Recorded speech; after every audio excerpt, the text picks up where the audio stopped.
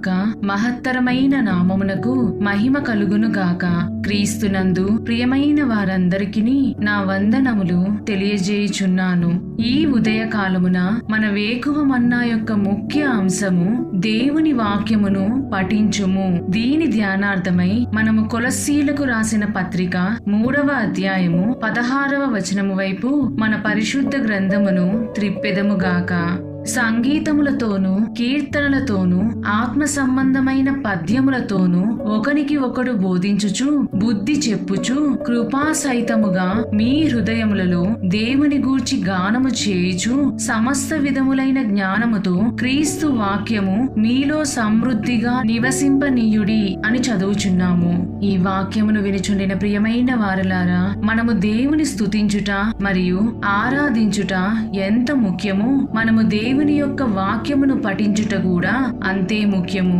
దానిని మనము చదవనిచో మన జీవితములకు సరైన నడిపింపు ఉండనే ఉండదు. మనము హెబ్రీయులకు రాసిన పత్రిక 4వ అధ్యాయము 2వ వచనమును గమనించినట్లయితే, దేవుని వాక్యము సజీవమైన బలము గలదై రెండంచులు గల ఎటువంటి ఖడ్గము కంటేను వాడిగా ఉండి ప్రాణాత్మలను కాళ్లను మూలుగులను విభజించునంత మట్టుకు దూరుచు హృదయము యొక్క తలంపులను ఆలోచనలను శోధించుచున్నది అని చదువుచున్నాము. నిజముగా చెప్పవలెననిన దేవుని వాక్యము జీవము గలదిగా మనపై ప్రభావము చూపును. మనము బైబిలు చదువుతున్న ప్రతిసారి మనతో దేవుడు ఒక ప్రత్యేకమైన రీతిలో మాట్లాడును. మనము వాక్యము చదువుతున్న ప్రతిసారి ఒక నూతనమైన ప్రకటనలు దేవుడు మనకు బయలుపరుచును. వాటిని మనము అలవర్చుకొనిన ఎడల మన జీవితములు త్రొట్రిల్లకుండును. దేవుని వాగ్దానములు చదివి దానిలోని వాక్యములను ధ్యానించినట్లయితే మనకు మన యొక్క హృదయములో తెలియని నెమ్మది కలుగును. ఒకవేళ నీ జీవితము గాయపడినట్లయితే దేవుని వాక్యము ద్వారా నీ గాయము మాన్పబడును. మనుష్యులు ఎవరునూ ఆదరించలేని ఎన్నో సందర్భములలో దేవుని వాక్యము ద్వారా ఆదరించబడెదము అనుటలో సందేహమే లేదు. అంత మాత్రమే కాక ఈ వాక్యము అనునది రెండంచులు గల ఖడ్గము వలె అటు చెప్పుచున్న వారికిని ఇటు వినుచున్న వారికి సైతం గుచ్చబడి వారి చేత యథార్థమైన ఒప్పుగోలు చేయించును. దేవుని వాక్యమును అధికముగా ధ్యానించడి వారిలో దేవుని యొక్క భయము అధికముగానే ఉండును. కొంతమంది గొప్ప వ్యక్తులు ఈ బైబిల్ గ్రంథమును గూర్చి చెప్పినదేమనగా, ఈ గొప్ప గ్రంథమును గూర్చి చెప్పాలంటే దేవుడు మనిషికి ఇచ్చిన అత్యుత్తమ బహుమతి అని నేను చెప్పగలను. ప్రపంచానికి సేవ చేసిన సర్వశ్రేయోగ్రత ఈ పుస్తకము ద్వారా తెలియజేయబడింది అని అబ్రహాం లింకన్ చెప్పెను. బైబిల్ పరిజ్ఞానం లేని కాలేజీ కోర్సుల కంటే కాలేజీ కోర్సు లేని బైబిల్ పరిజ్ఞానం విలువైనది అని విలియం ఫెల్ప్స్ చెప్పిరి. అవును ప్రియులారా, నీకు ఈ లోకములోని జ్ఞానము ఎంత ఉండినను సరే అది పరలోక జ్ఞానము ముందు సాటిరావు. బైబిలును విశ్వసించి గొప్ప జ్ఞానవంతులుగా మారి దేశమును పరిపాలించిన గొప్ప వ్యక్తులను ఉన్నారు. ప్రియమైన వారలారా, మనము జ్ఞానము గలవారిగా ఉండుటకు బైబిలును చదవవలెను.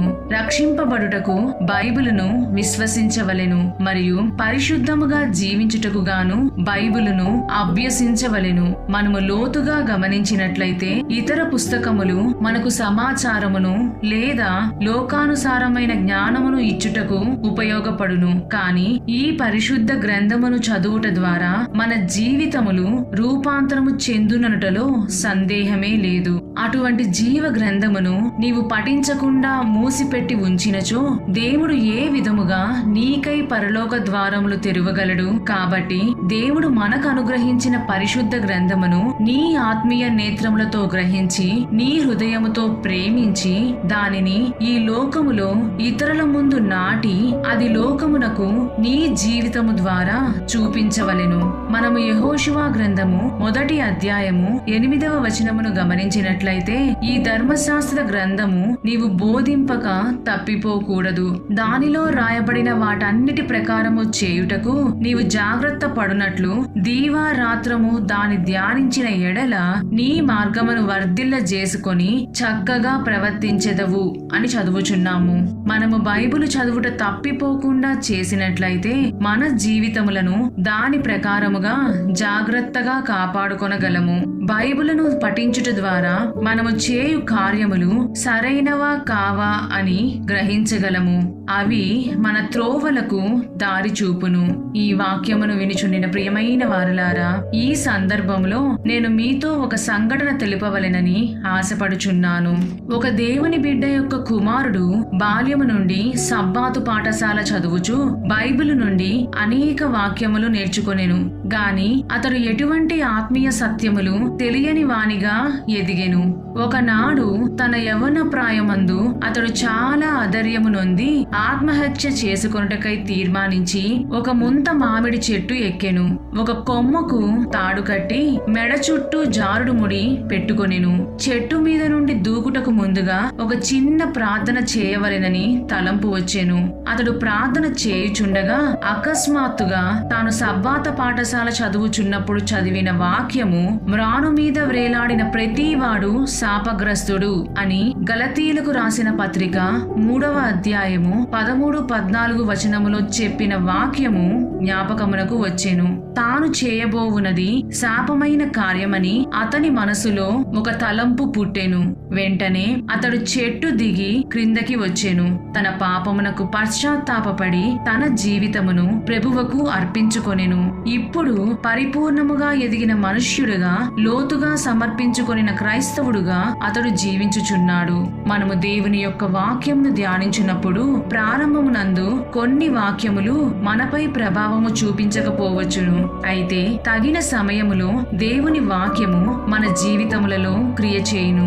మనము మార్కు సువార్త 13వ అధ్యాయము 31వ వచనమును గమనించినట్లయితే, ఆకాశమును భూమియు గతించును గాని నా మాటలు గతింపవు అని యేసు చెప్పెను. అందువలన దేవుని వాక్యములను ధ్యానించుటయందు మరియు వేద భాగములను కంఠస్థము చేయుటయందు మనము నిర్లక్ష్యముగా ఉండకుందుముగాక. ప్రియమైన దేవుని బిడ్డ, మనము యెషయా గ్రంథము 40వ అధ్యాయము 8వ వచనమును గమనించినట్లయితే, గడ్డి ఎండిపోవును, దాని పువ్వు వాడిపోవును, మన దేవుని వాక్యము నిత్యము నిలుచును అని చదువుచున్నాము.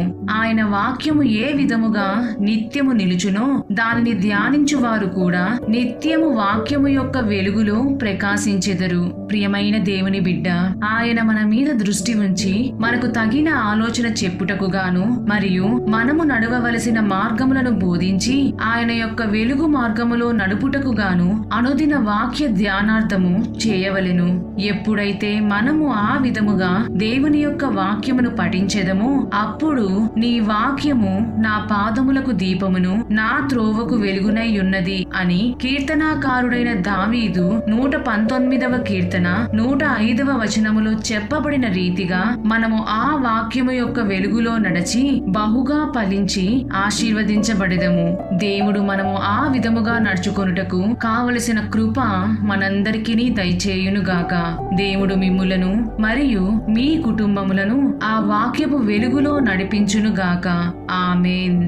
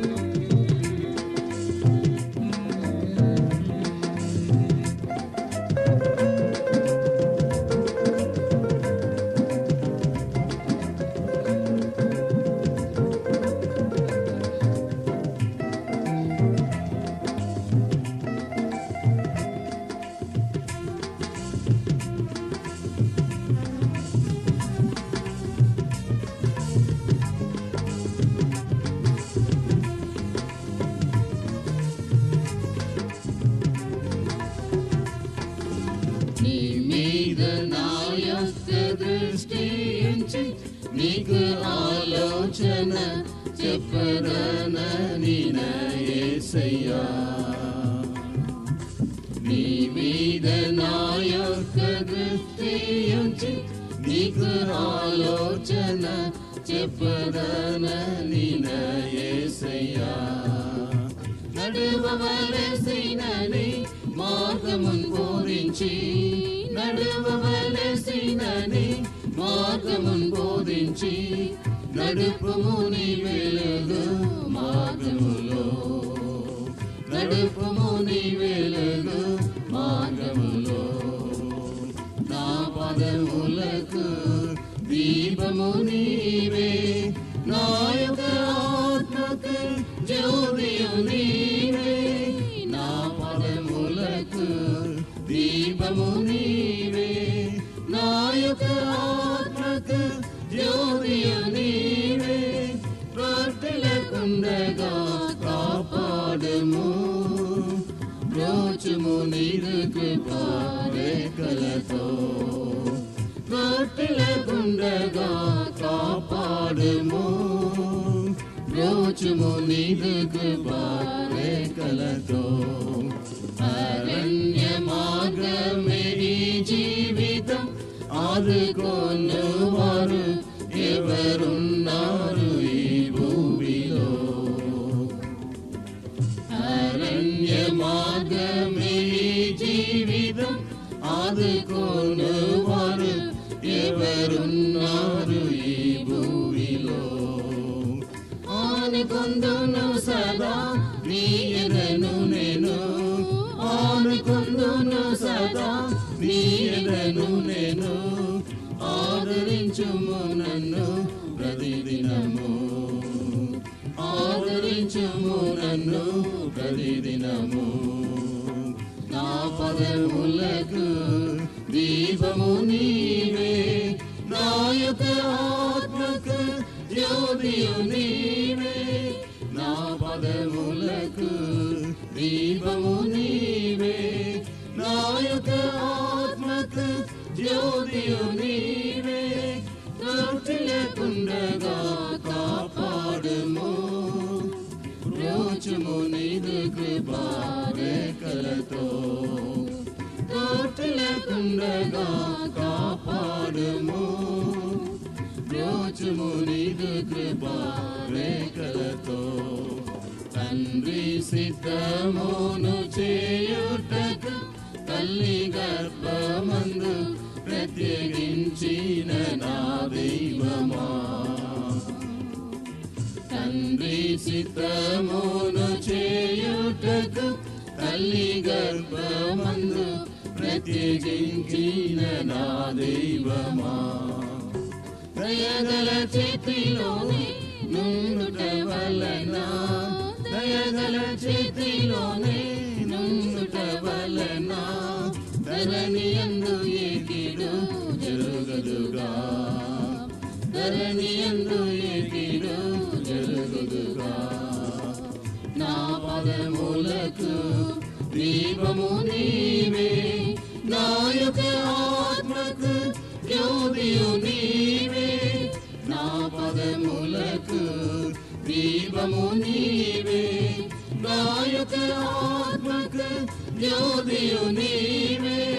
వర్ధిల్లకుండగా కాపాడుము, బ్రోచుము నీదు కృపా రేఖలతో. వర్ధిల్లకుండగా కాపాడుము, బ్రోచుము నీదు కృపా రేఖలతో.